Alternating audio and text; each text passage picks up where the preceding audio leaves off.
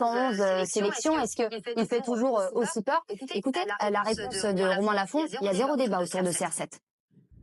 Je pense que ce serait une erreur de ne plus avoir peur de Ronaldo. Certes, il a peut-être plus son jump d'antan, il est peut-être un petit peu moins tueur qu'avant, mais ça reste un grand buteur, capable de la mettre au fond à n'importe quel moment. Puis, de toute façon, il n'y a pas de vraie alternative qui semble s'imposer. C'est-à-dire que Gonzalo Ramos n'en a pas fait assez en préparation pour être une alternative évidente, même si c'est un très bon joueur, on peut bien. Et puis Diogo Jota, qui fait des bonnes entrées, n'est pas un pur neuf, qui est capable d'évoluer tout seul dans un 4-3-3. Donc pour l'instant, Roberto Martinez, qui a commencé son mandat avec Ronaldo, il devrait finir cette aventure avec Ronaldo à la pointe de son attaque. C'est intéressant que Romain Lafont, pour l'instant, pas d'alternative finalement à Cristiano Ronaldo dans cette équipe du Portugal. C'est lui qui continue de prendre toute la lumière, c'est lui qui porte toute la pression et qui du coup délaisse un petit peu ses coéquipiers à ce niveau-là. Romain Lafont qui disait aussi que 90% des supporters portugais qui venaient au stade avaient le maillot de Cristiano Ronaldo. Donc c'est lui la star absolue. Cristiano Ronaldo justement qui a déjà lancé ce quart de finale face à la France après le match face à la Slovénie. Nous allons avoir un match difficile contre la France qui est favorite dans cette compétition avec l'Allemagne et l'Espagne et nous allons à la guerre.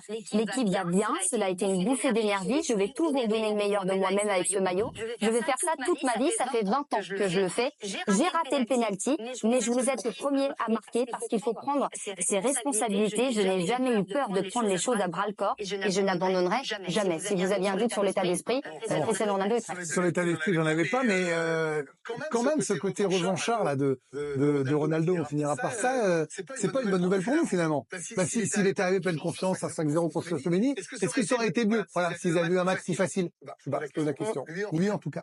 Moi, je pense que il devait faire cette sortie médiatique parce que ça a énormément parlé. C'est une image de pleurs où on voit ses coéquipiers être autour de lui pour le consoler et je pense qu'il avait besoin d'une sortie médiatique en mode combattant face à l'équipe de France. C'est une belle com. C'est de la com. C'est clairement, pour moi, c'est clairement de la com parce que il dit oui, on va effectuer un match compliqué face à la France qui est favori. Non, clairement, si on est logique, le Portugal est favori face à la France par rapport à ce qu'ils ont montré depuis le début de la compétition. Le nombre incalculable d'occasions qu'ont eu le Portugal. Moi, je trouve que le Portugal est légèrement favori par rapport à la France. Bon, ce sont des questions qu'on se posera dans la semaine, parce que vous imaginez bien que le côté Kixel favori, c'est quelque chose qui va nous intéresser et qu'on ira gratouiller tranquillement.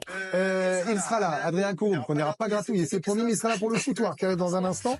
On aura la folie Wembanyama avec les Bleus. C'est ce soir sur la chaîne L'équipe. Début de la préparation avant les JO pour nos Bleus du basket. Et puis Mbappé, Griezmann, Desban. Alors, est-ce qu'on peut gagner avec leur méforme? Est-ce qu'on peut aller jusqu'au bout? On joue au 100 mètres et on a qui tu carmes. À tout de suite.